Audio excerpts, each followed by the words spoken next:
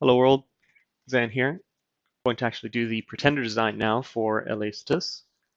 Now, this nation, if you watch the previous videos, you'll know I outlined a huge problem with its roster, where it has some really good mages and some good spells that it can use later on, but during the expansion phase, your troops are just not equipped to deal with the indie types of the late age, particularly the massed heavy cavalry and the crossbows. Where Falchineers might have had their time to shine in pure melee fights against, say, heavy infantry, they're going to get lanced and crossbowed. You don't have your elite warriors anymore. These desert rangers are pretty solid, but if you don't start in a wasteland, you can't get them, and that'll suck. So really, you're forced to rely on a handful of poison slingers. This is what will kill heavy cavalry, by the way. So usually, even if your expansion party dies in a fight against heavy cavalry, usually the heavy cat's all going to die because of these guys. Now, you still lost an expansion party, and that sucks. So you've got them, and then you're just tanky boys. So all that really means that if you want to get to the point of the game where your Sorrowmancers, these crazy guys, are actually good, um, you need an expander. It's difficult to pitch otherwise, at least for me. Um, so I've got here open. This is with the Dominion's Enhanced mod and the Boss mod, both of which add their own crazy shenanigans. And there's a lot of new pretty stuff. Unfortunately, like I said, it doesn't change what you need. You need an expander. Um, so and don't worry, I've prepped some for like vanilla after, but again, expander. There's also like you could try Awake Researcher. I've tried that. I actually did it once in a game, in a vanilla game, as Alacitus, where I got rushed by a Hellblessed Raga, and I was able to fight him off just because I researched some nutty death evocations quickly that were able to kill his Zedans. Anyways, to the point, that was just a weird case. It was a random test in a blitz. Um, Pretenders here that you might choose, or that I would recommend, that I've at least tried out. I tried out this funky ghost guy down here because he looks cool. It comes actually as a trinity, and they themselves won't have paths, but there's obviously paths that you can use to get your bless if you want one. Um, they actually expand pretty darn well if you keep them all three of them together. There's one of them that has this like multi-shot bow that reanimates whoever it kills, and that's actually huge in the late age to eat lance charges. So it'll not only kill the cavalry because I think it's armor negating damage, but then it'll eat the lance charge with all the soulless that it got. They're all ethereal. This guy summons, lictors and ghosts. And ghosts are really good. It's just a bunch of really good ethereal units. This will expand. It can be risky though, so it's 90% chance this will work every time. Really, other than that, this bottom tier is again, it's difficult to pitch because yeah, you might have some crazy bless from these guys, but the sacreds you have at the beginning of the game aren't that great. Maybe later on when you're making 30 tomb worms, little sacred snacks, a turn, yeah, it might be good, but are you going to get there? Because everyone looks at LA Statis and says, food. So we'll move on to the monsters, where probably the most of the video will be. I mean, it'll still be a short video. This tiny cube is added in the boss mod. This thing's actually kind of fun because as it eats corpses, it starts growing, and once it gets to size 5 and 6, it is disgusting because it's going to do the little swallow on trample. I don't know which tag it is. Well, I guess here at size 1, it's not even trampling, so it's not going to have it there. But later on, it'll start swallowing on trample, which means if you fail the trample check, you get incorporated into it, and you'll die slowly inside. And then once it hits size 6, and you can't go further to trample the size 6s, it gets an attack that can swallow other size 6s. Its native paths, I think, are water and fire, so like the acid baths. It's a fun little mini game to play to grow this thing, but early on, 5 hit points, size 1, 0 prot. Yeah, this is not going to expand for you. So the dragons, there's a bunch more dragons with this mod. This guy likes it. Most of them will probably be fine. Um, Sometimes they have different things, like the old dragons with this new model. It's pretty cool. Has Gold Maker 80, which is always good. Money's great. This one I have air water instead of just double water. Gold Maker again. The fire one is going to Berserk. So like each dragon has its own thing now. The green dragon now has its own regen on it. So those are neat. Dragons are always, baby's first expander. They're pretty good because they have really high map movement, and that can make a huge difference. So they can't magic phase, but they could literally attack from somewhere that can't be seen. If you want the safest one, it's probably this green dragon because it's going to have regen and poison cloud on top of its own shenanigans and stuff that it does. And I guess it gets you a nature gem. Yeah, they all get you gems. Snack in DE is back to a reasonable price, so you can do that. However, it's not the be all end all it used to be. It's still a big stack of hit points, protection, and fear. So it's usually hard to go wrong with Snack. I haven't really tried the spider that it can assassinate, but do you really want to be assassinating with your Pretender God? That's a weird one. The Myrmecolion, I like this one in vanilla. In DE, I think then taking off the fire path makes it worse. It has population killer 100, so every turn it will kill 100 people in your province. A lot of people look at that and say, hell no, but really this thing's expanding. You don't want it in your capital or whatever. And later on, you just throw it on some rinky dinky wasteland province. Or if it dies and you don't have some big plus on it, who cares? You don't need this guy. You just need him to get your provinces early on. It's really good. This thing I think is it's armor piercing with a strong poison. Armor piercing is useful if you bump into other pretenders, even titans even if you hit them with a sting a few times and these other big attacks. Importantly, it has Berserk 5, so all of this it'll get +5 attack, +5 damage on everything. So this is going to be 17 armor piercing. Just overall, it's really good. They shy away. People shy away from it because of population killer. And again, I think losing the fire path's actually bad because technically you can get fire shield with it, and that can be nutty.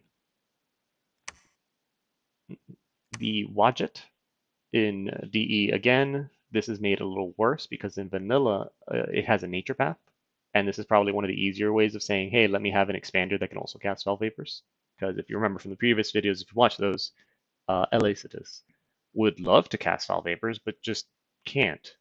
So having your Pretender God do it can be neat, especially if you can find a way to get it to Magic Phase as well. That's always fun. What else would be usable?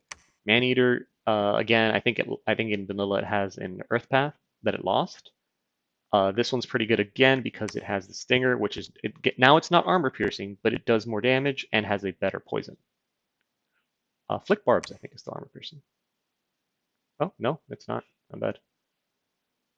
So yeah, this again, I think it's better in vanilla because it has the Earth Path to get more protection. Here, it's just kind of weird. Yeah, it's population killer. So like, if you blood hunt it's weird. I don't know why they did that. Sorrow Lich would be great. 140 gold or 140 design points for an Immortal Lich. Awesome. Doesn't expand though. Almost there to the end of these guys. The Bane Dragon is probably one of the top expanders. I think if this runs into someone else's expander, this will eat it alive. With all these attacks, the Bane Fire Strikes, an AoE 1. Since it's length 2, this guy is also going to repel length 0 attacks from other expanders or swords while expanding itself. It's got the Dragon Fire. This will make things decay. I forgot. It's kind of important. At 23 armor piercing, yeah, this will chew up any other expander it runs into. And pretty much this is safe to just throw at anything. It will take out any indie, unless there's some crazy mage thing going on. It's big and spooky, high mat move, flies. You'd expect to have maybe a little bit more than 125 hit points, given the size and the 3 heads and all, but I think it's great. It's just very expensive. And, low paths, but you don't really need your god to do things. Your god's like magic diversity and maybe some high path thing. I'm not sure. But your goal with your pretended god as Ctis, again, just get your provinces early because your troops can't do it. The Soulless Dragon, this guy's got Corpse Eater, so eventually 160 will go much, much higher. It has very low protection, which is why I guess it justifies having some resistances. Although Pierce resistance is redundant because it can cast Skeletal Body. This guy's benefit is as he starts trampling around, he's going to reanimate things, and that's going to help it offset the low protection. Still not the biggest fan. The Devourer of Souls this is like the Ctis pretender. DE messes with it again, of course it does, where it gives it 5 protection. In vanilla it has 15 instead of 20, but then it removes the earth path, which again it makes things awkward because usually if you take this guy, your bless is going to be hardskin, so that brings him up to like 27 or so protection. This is just a really safe choice because it's absurdly cheap and does expand well. I don't know how well it's going to do in DE without earth magic. Probably not as well. The most important thing on this guy is he deletes enemy supercombatants because this Devour Soul, if it hits, does any damage at all. 1 damage. This one. 1 damage. It's going to soul slay them with no check. And that's very important. You'll even see in this series there's a time where I run into a critter that if I were to soul slay it because I hit it once, I would have been very, very happy. Maybe even in the future, from where I stand, I think there might be another situation where I wish I had this guy to just fight something that has an absurd amount of hit points and make it go away. Finally, you have a Draco Lich. This one's actually kind of good. Again, it has low protection, has redundant pierce resistance, but it is immortal and can shapeshift into I think this is Bog Mummy's a size 4 undead guy to have full slots for casting things. The negatives, again, low protection. It spreads death and has death power. So while it's expanding into indies and usually it's like neutral growth or neutral death, it doesn't matter too much. Later on in your own territory, this is going to be a malice because you kind of want growth 3. Other than that, this guy's kind of fair, and the biggest thing to it, I guess, is it's immortal and can have full slots by changing to a Bob Mummy. Alright, so those are the expanders. This is where most of your eyes should be when playing Ctis, because they have so many neat tricks that you wish you could have taken in some cool bless or an immobile with scales for, but honestly, it's so risky to try and go for any of that because somebody will just eliminate you from the game when they see that you have 5 provinces on turn 10. It's that bad. So the Titans, these guys are neat in DE that they have this summon allies. If you remember from the national spells part of the videos, the children of the Netters are these guys, and they'll summon their respective versions. Like this guy's like a spear and shield dudes. This guy has even has them here in the background, the axe shield guys. I think the Netter of the Sun is the one that had the multi-weapon guys. Huh. I didn't know this was that big of an AoE. That might not be bad. Huh. Let me actually try that out. Well, the reason I'm pointing at this guy real quick, there's I mentioned Mandar Remax a lot when we talk about these Awake expanding titans, and there's a few criteria they have to meet. One of which is a national criteria of having at least Earth 1 or Astral 1, which the Sauromancers can random, but it's too risky. So this guy having Astral 1 means he can forge himself armor. Not really good armor, mind you. But he can forge himself armor. He has all 3. He's fire resistant, and then he has this. I didn't notice how good this weapon was. The fact that it's such high length, it's going to repel things. Yeah, length 4. And this big fire means he might wipe everyone out before they even do too much damage to him. Yeah, you might be able to expand with this guy. We can even try that out later. Um, Looking at the other cards, because I was about to eliminate almost all of these Titans. Um, you can keep maybe this Netter of the Moon if you want to do an Awake Researcher. I didn't test him here in DE where he has this Adept Researcher tag. I don't think he has that in Vanilla, but he has Inspiring +2. And what I tested with him is if you have this guy Awake with, I think I had him Astral 5 or Astral 6, and then Magic 3, and you just pump out um, Keeper of the Tombs or Empoisoners, what have you. You can have Evocation 6 by turn or 16, or Evocation 5 by turn 12. So if you don't go Evocation, you can have Enchantment 5 by turn 12, which means Horde of Skeletons on turn 12. And the Evocation, the reason I mentioned that one is because now you start Bane firing on turn 16, and it's hard to have an answer for Bane Fire on turn 50. There is no answer for it on turn 16. Because usually your answers like have chaff or have, people that are going to get blown up by it that you don't care about. But on turn 16 or so, you usually care about most of your army. So this guy, you can actually do that Awake Researcher thing, and it might actually work because he has this Adept Researcher. High Astral can be useful way later in the game. And then Inspiring Researcher is going to be like if you had extra magic skills in that province. So if you take Magic 3 and this, everyone has +5 to research. So it's almost as if everyone had an Owl Quill. So that's actually pretty neat.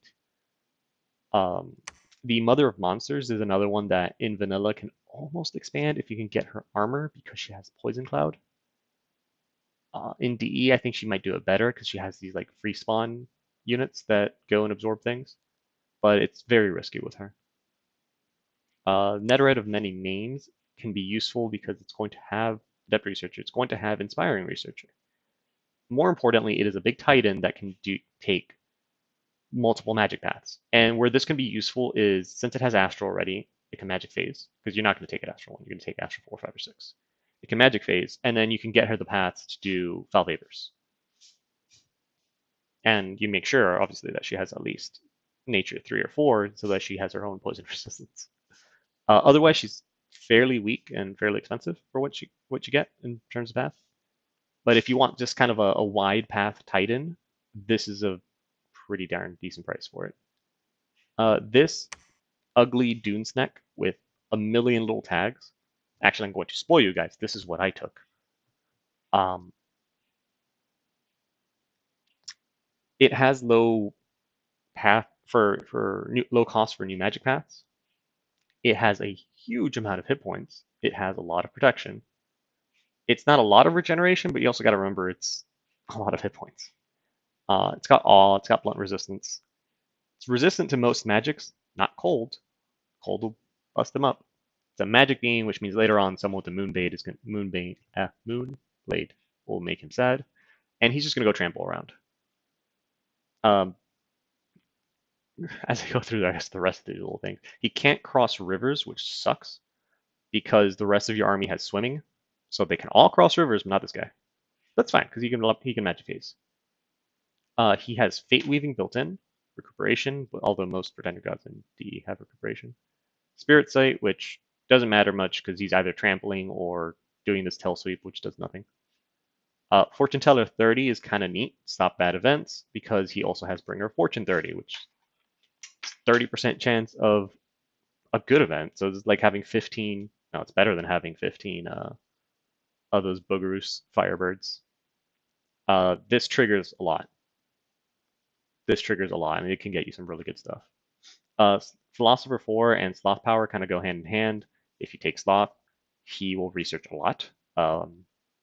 This is a +12 to research in Sloth 3, and +6 to all his stats, which, again, his stats aren't, his attack and defense and strength and all that don't really matter. He sucks at fighting. So if you notice, he has no item slots, so he's always going to suck at fighting. He just has really high precision, and he's a spell singer, so he can cast things later. I took him just because all region, a lot of hit points and a lot of protection. This is already a great expander, and his 180 was kind of cheap. We'll get back to, I guess, the paths I took. and my explanations for them in a minute because we're going to really skim over. If you take an immobile, you're going to die. It might not happen immediately. They might not be able to take your cap because that's where your immobile is.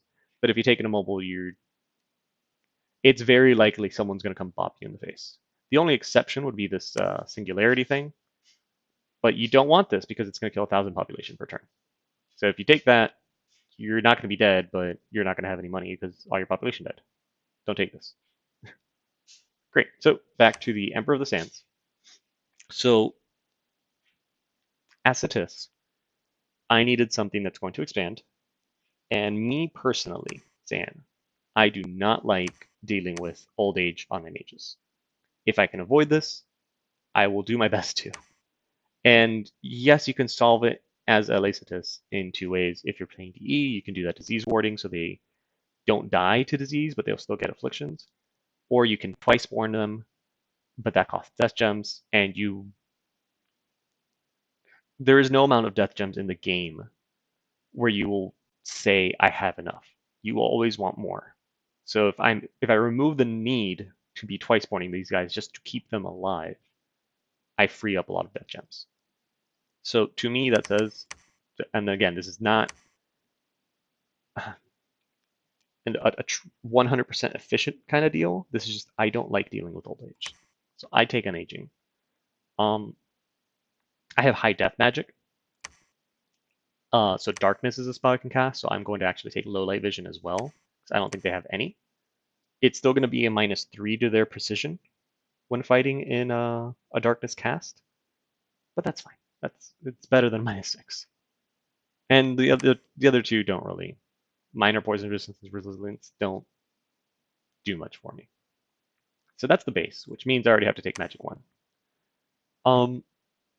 I want him to magic phase, so I have to go to Astral 3, and if I'm at Astral 3, I might as well go to Astral 4. And in this case, I'll take Farcaster, because I want my mages to cast Banefire, which I can actually show you now. Banefire. So it's Evo 6, Death 3, F1. So every single Sauromancer can cast this. Range 45. So the Farcaster is going to be like 60 something, 67. A lot. If this starts hitting your back line of mages, you're in trouble. Because again, it's 55 armor piercing for that entire square, and then an AoE 10 decay. That, yeah, you're gonna resist most of them, but again, if you have 5 Sauromancers casting this every turn, you're in trouble. You're in trouble. And the Death 4 ones are gonna cast this at 15 fatigue instead of 30.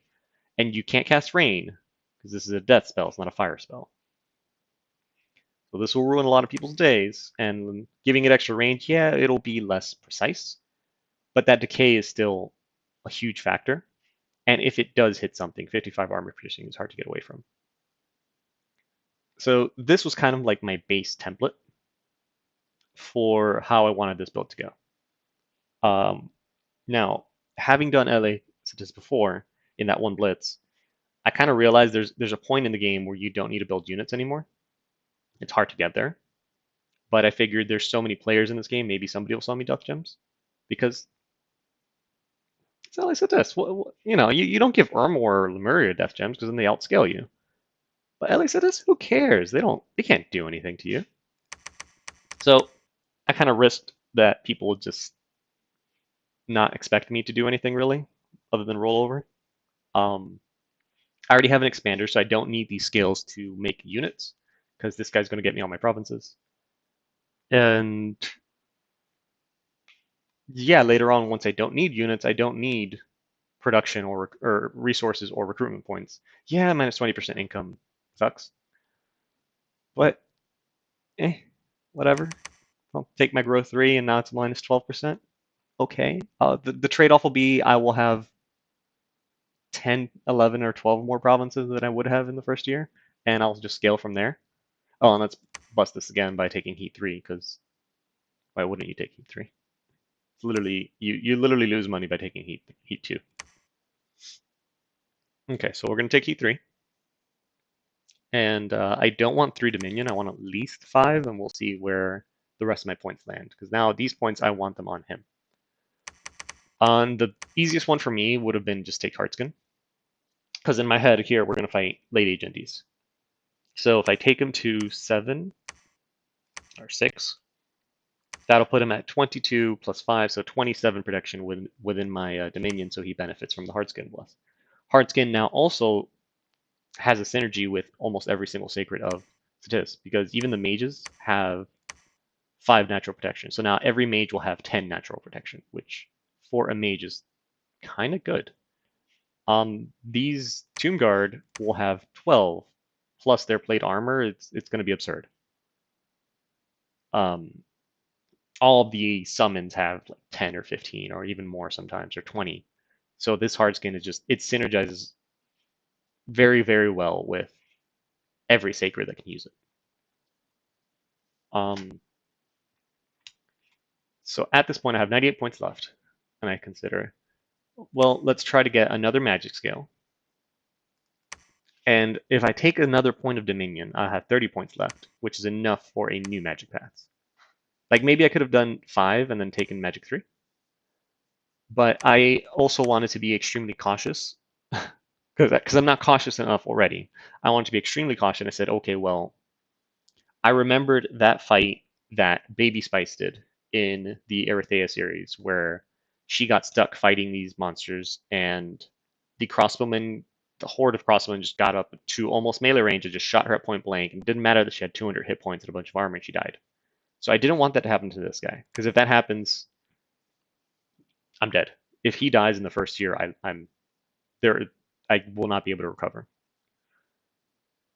So I took Air 1 as my additional path.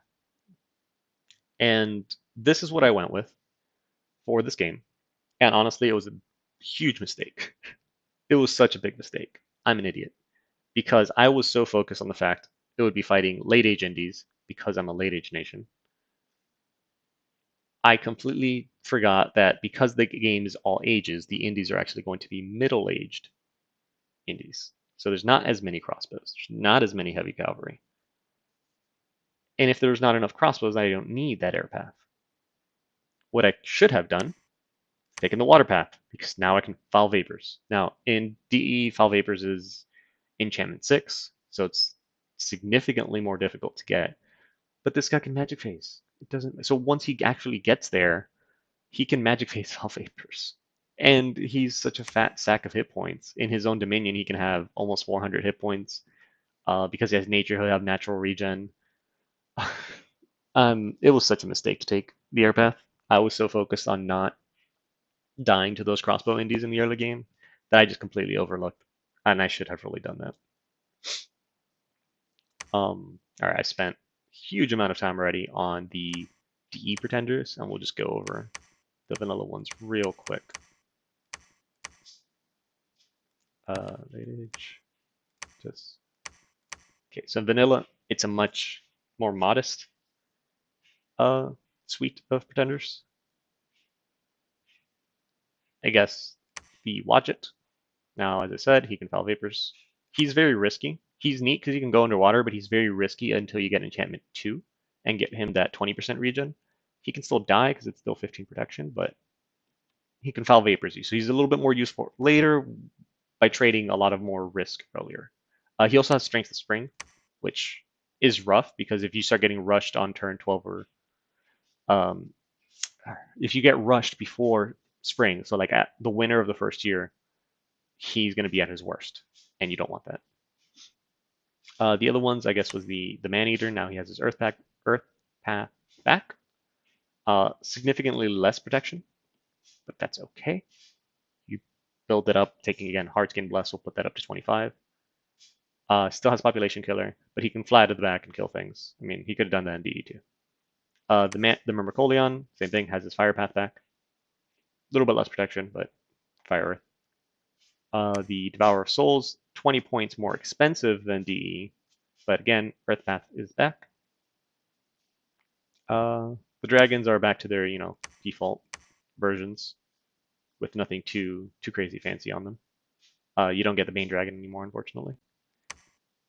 This lady loses her bodyguard suite, so it's difficult to use her again because it's hard to get an armor to put on her because without paying 60 for that path. So it's kind of rough. The Netter of the Moon, I guess he has Advent Researcher 10 instead of 20 indeed. So this is the guy that I got to Evo 6 by turn 16 with, again, Magic 3 skills and this. Netter of the Sun loses his crazy magic staff. All right, I'll probably do the DE version of this guy expanding. I'll probably do that in one of the little short videos once I get around to those. Because that staff looked kind of cool, and I do want to try that out.